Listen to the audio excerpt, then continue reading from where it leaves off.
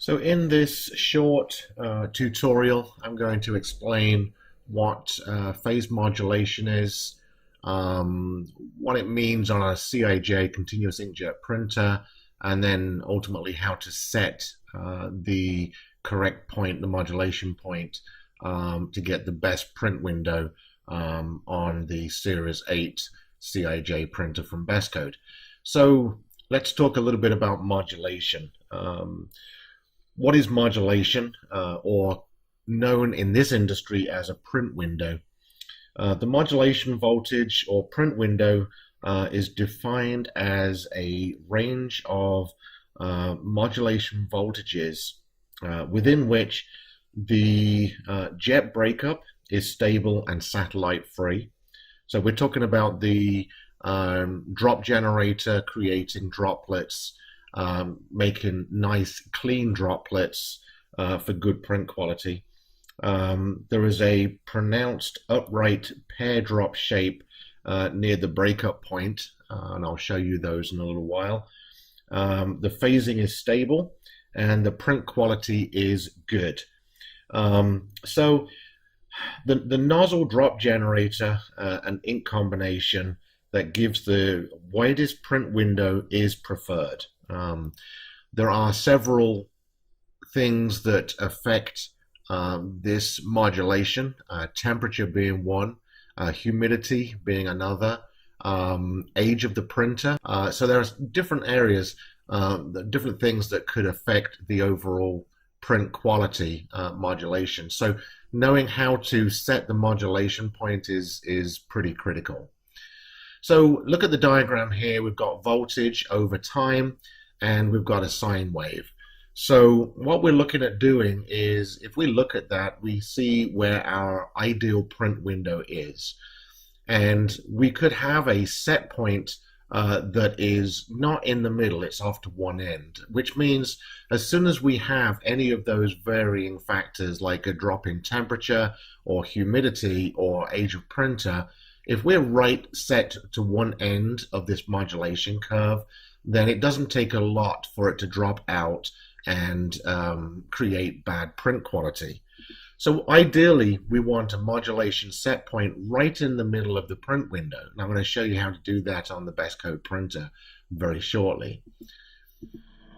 So now we're going to set the modulation in the Series 8 Bestcode CIJ printer.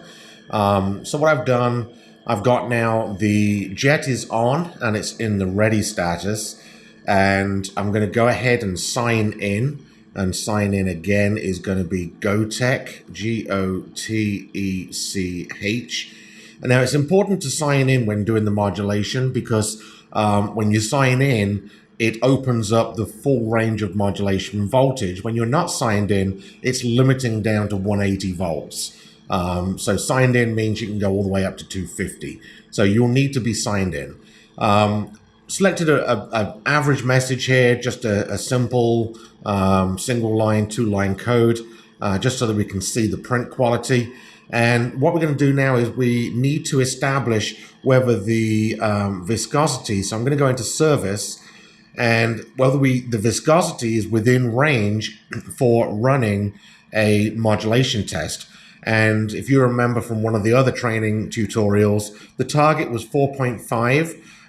We want to be 0.5 either way to be within range. So from anywhere from 4 to 5. Now this currently is set to 4.8. So we're within range, so we can actually start doing the modulation test. So the modulation setting is right here. Modulation is currently set to 110 volts. And this is in the service screen. So from the home screen, we're going to go into service, and you see the modulation is up the top left. The same screen with the viscosity reading. So what I'm going to do is I'm going to, first of all, I'm going to change this voltage. I'm going to take it down to the minimum. Now remember, previously we were talking about the sine wave and the two upper and lower points of the print window.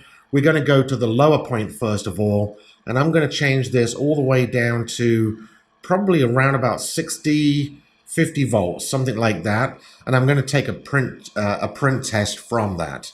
And the print test is literally just a piece of paper I'm going to put under the print head, and there's the result. And as you can see, the bottom of the message is out, okay?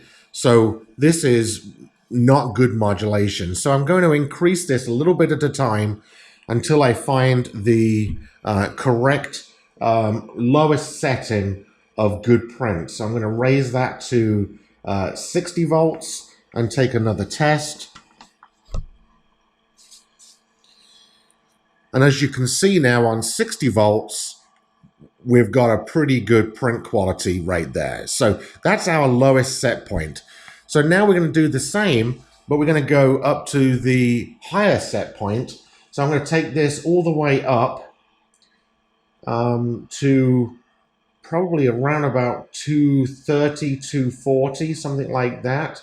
Let's do a test at 230.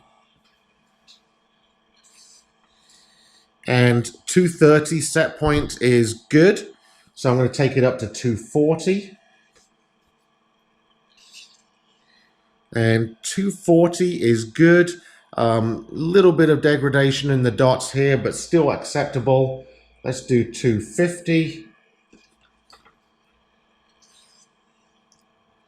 And 250 is the highest we can go and still good. So our midway set point is going to be the lowest point of the print window is going to be 60 volts. The highest set point is going to be 250 volts. So we want to find the midway range between that 60 and 250. So the formula for calculating midpoint between the two numbers, remembering that the 60 volts is your low point, 250 volts is your high point.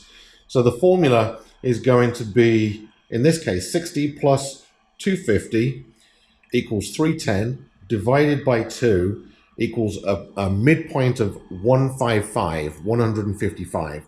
So now we've calculated that. I'm going to set the modulation here to 150, and that gives us our midpoint. Okay, 150. That gives us our midpoint between our lowest threshold and our highest threshold for modulation calibration. So any changes in temperature, so right here my print head temperature is 23 degrees Celsius. If that changes and it gets hotter or colder, then the modulation will also change. So now we can go in and we can set the midpoint so it takes any of those fluctuations. As explained before, if the modulation was at the lowest point, so close to that 60 volts, if the temperature started changing, then you would have bad print quality as a result of that. So that's basically how to set the midpoint for the modulation. We can double check this now by going into the print head and looking at where the green LED is with an eyeglass. And we can start counting down now from the top the pair droplets. And we should have between 4 and 5 droplets pear-shaped before we have a nice round droplet. So in this first example, when you look with an eyeglass down onto that green LED, this is what you're going to see. So this first example is an example of no drop breakup whatsoever. So there's no voltage getting onto the drop generator causing the droplets. This second one, the modulation voltage is set to low, and you can see that the pair drop type droplets, there's only a couple there before it gets to the full formed. This example, this is too high, so there's no droplet separation whatsoever.